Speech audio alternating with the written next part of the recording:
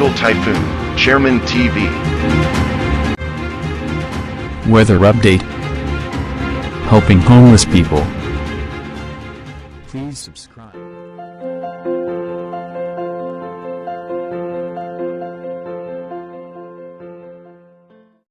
Magandang umaga po. Ito po ang latest update natin ang ngayong araw, June 1, 2025. Patuloy na nga pong umiiral sa ating bansa itong southwest monsoon o yung habagat na patuloy nga po yan na magpapaulan sa ating bansa. At tayo naman po sa ating advanced weather forecast ng European Center meron po tayong isang posibleng bagyo na namataan na posibleng mabuo dito nga po somewhere in extreme northern Luzon, or dito po yan sa may parte ng western section ng Luzon.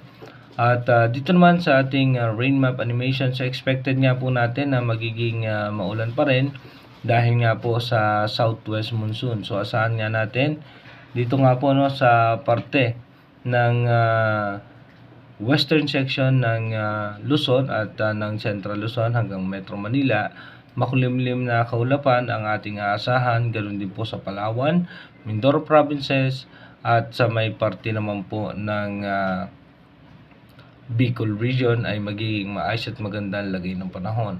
Pero pagsapit naman po ng alas 3 ng hapon ay expected na nga po natin na mataas na ang posibilidad ng pag-ulan sa Ilocos region, dito po sa may parte ng Bataan, Zambales, Pangasinan, kasama rin po ang Laguna, Metro Manila at maging ilang bahagi ng Mindoro provinces.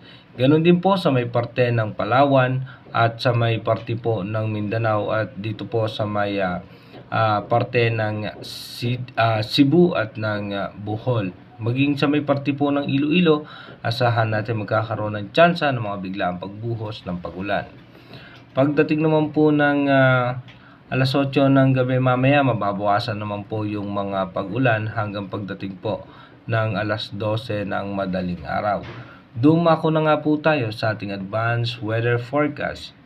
Dito nga po sa ating advanced weather forecast, bukas nga po June 2, expected natin na magiging maulan pa rin ng mataas ang tsansa sa western section pa rin ng ating bansa.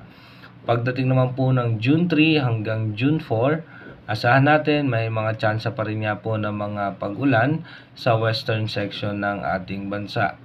Pagdating po ng June 5 hanggang June 6, dito po medyo mababawasan yung mga posibilidad ng pag-ulan. At pagdating po ng June 7, mas mataas na po muli ang tsansa ng mga pag-ulan sa malaking bahagi ng ating bansa at magkakaroon nga tayo ng possible low pressure area dito nga po sa may parte ng Philippine Sea. Pagdating naman po ng June 8, mas maulan po ang ating mararanasan at pagdating ng June 9, mas malalakas na pag-ulan posibleng maranasan sa may parte ng Bataan, Zambales, Metro Manila, Batangas, Mindoro provinces at sa Palawan.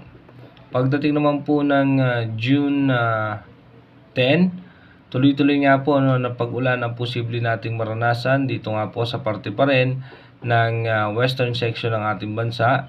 Pagdating po ng June 11, tuloy-tuloy pa rin po yung mga pag-ulan at malalakas na pag-ulan. Posible pa rin natin asahan yan dito sa Central Luzon, Metro Manila at maging sa parte ng Southern Luzon. Ito nga pong sama ng panahon na ating minomonitor na posibleng maging tropical depression or mahinang bagyo ay hahatakin po niya yung habagat na magdudulot nga po ng pag-ulan sa ating bansa. Pagdating naman po ng June 12, ito po ay posibleng andito na sa parte ng extreme northern Luzon at hahatakin pa rin po niya yung habagat na magdudulot nga po ng pag-ulan sa ating bansa. Tuloy-tuloy nga po by second week ng June ay asahan natin na tuloy-tuloy na posibleng may mga malalakas na pag-ulan sa parte ng Metro Manila, Bataan, Zambales, Mindoro provinces, Bicol region at dito nga po sa ilang bahagi ng Palawan. Sa second week po yan ng June, kaya expected natin yung mga pagbaha at pagguho ng lupa.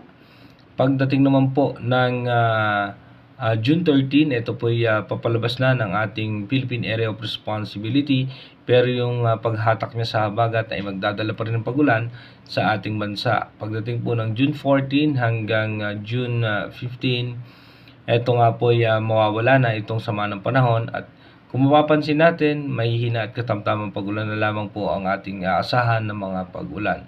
Pero again, inuulit natin yung ating bagong update ng ating advanced weather forecast.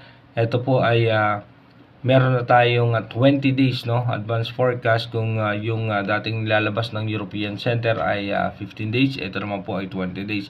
Pero again, inuulit natin, ito po ay advanced prediction lamang ng European Center. Malaki pa rin po ang tsansa na magbago po lahat yan. Kaya manatili tayong tumutok sa ating advanced weather forecast para malaman natin yung mga posibleng sama ng panahon na makaka-apekto sa ating bansa. Mag-iingat po tayo palagi. God bless po sa ating lahat.